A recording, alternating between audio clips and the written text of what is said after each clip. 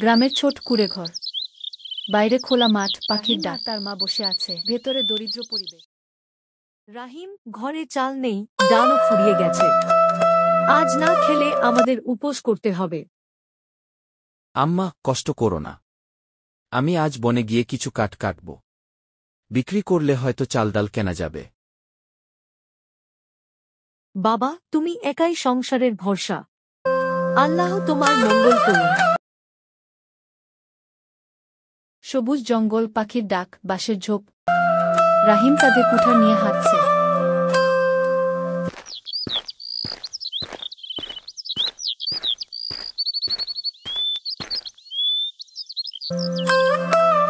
গরিব বলে আমরা ছোট নই। সৎ পথে চললে আল্লাহ নিশ্চয়ই সাহায্য করবেন। হাঁটতে হাঁটতে হঠাৎ সে মাটিতে আধভাঙা এক মাটির কলস দেখে।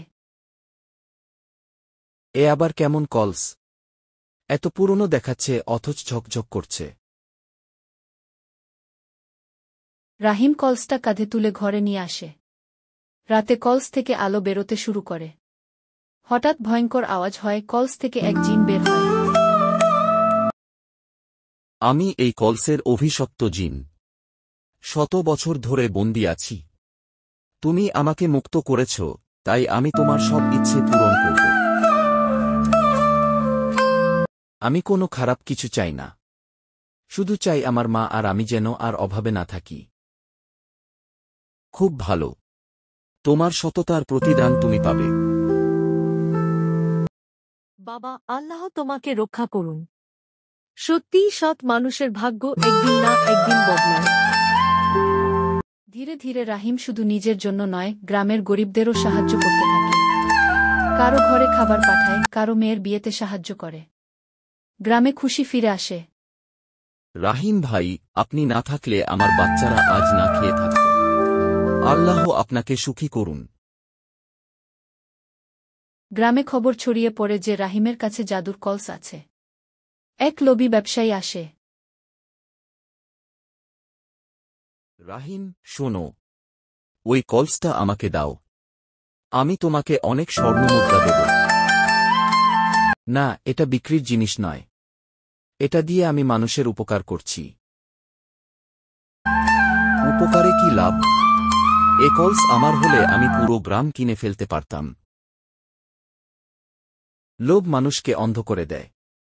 তুমি ভুল করছো ভাই। ব্যবসায়ী জোর করে কলস ধরতেই জিন বের হয়। তার চোখ লাল হয়ে যায়।